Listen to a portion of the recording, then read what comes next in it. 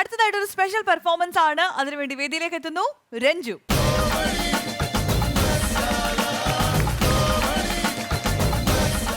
നമസ്കാരം രഞ്ജു. നമസ്കാരം. എവിടെയാണ് സ്ഥലം? പത്തനംതിട്ട. പത്തനംതിട്ടക്കാരനാണ്. ഓക്കെ, എന്താണ് ഇന്ന് ചെയ്യാൻ പോകുന്നത്? ഞാനിപ്പോ മലയാളത്തിലും തമിഴിലും കുറച്ച് താരങ്ങളുടെ ശബ്ദാനുകരണമാണ്. ഓക്കെ, അപ്പൊ ആദ്യമായിട്ട് ആടിലെ സൈജു ഗ്രൂപ്പിന്റെ വോയിസ് ചെയ്യാം. ഓക്കെ. അറക്കലബു. കഴിഞ്ഞ ഓണത്തിന് കൈപ്പുഴ കുഞ്ഞപ്പന്റെ കൈയെടുത്തപ്പോ കട്ടച്ചോരയാ മുഖത്തെടുത്തത്. അത്രയ്ക്കും ബലത്തിലൊരു പീറാണ്. നീ ഇതിനെ വണ്ടിയൊക്കെ ഇറക്കില്ലേട്ടേ ഷാജിട്ടാ, എന്നെ കൊണ്ട് പറ്റുമെന്ന് തോന്നില്ല കേട്ടാ. ഇതല്ല ആരുടെ ഇറക്കാൻ പറ്റുമെന്ന് തോന്നില്ല.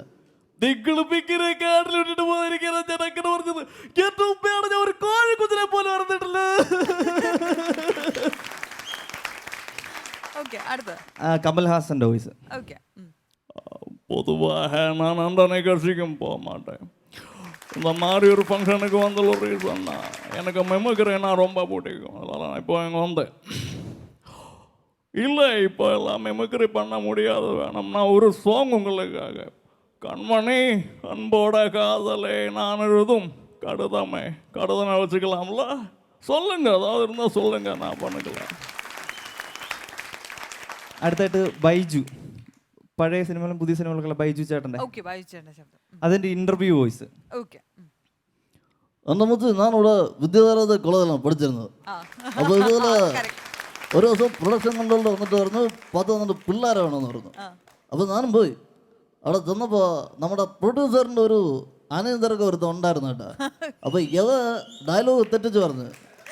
അപ്പോൾ ഞാൻ എന്തിനാ തരാം, ഞാൻ കയറി പറഞ്ഞ സാറേ ഞാൻ പറയാമെന്ന് പറഞ്ഞു. അങ്ങനെ ഇടിച്ച് കയറി. പിന്നെ മലയാളത്തിൽ കുറച്ച് പടങ്ങളൊക്കെ ആയിട്ട് പോകുന്ന കാര്യങ്ങൾ.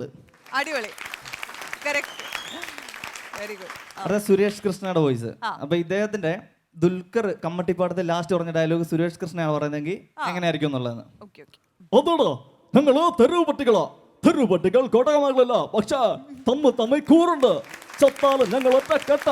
പിന്നെ നിന്റെ എറണാകുളം സെറ്റ് അതിന് വലിയ ഉറപ്പൊന്നും ഇല്ലടാ.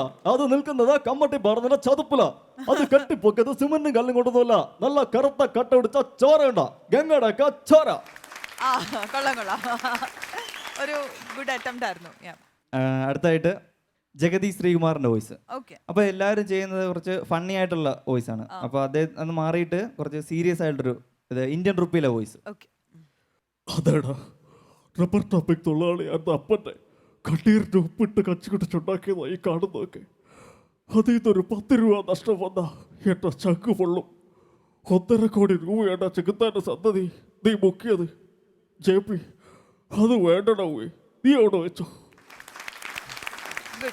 അടുത്ത വിജയ് സേതുപതി. யோ ஜி செம்ம இருக்கு ஜி, உங்க மூவிக்கெல்லாம் நான் பார்த்துட்டேன் ஜி. இல்லை ஒரு பழி பண்ண இன்னும் வேற லெவலுக்கு போகல. அது புரிஞ்சுதா?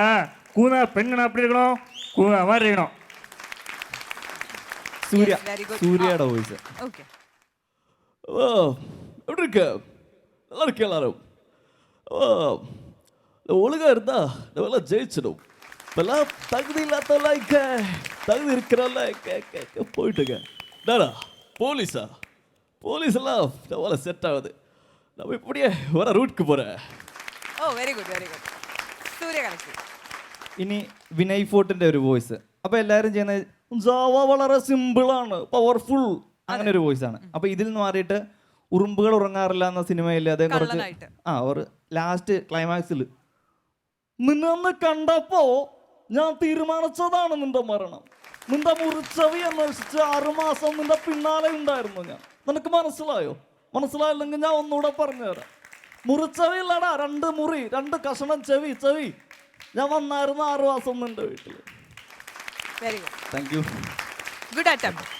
ഓക്കെ രഞ്ജു, അപ്പൊ ഇനിയും കാണാം. ഓക്കെ, കാണാം. Thank you so much. Thank you.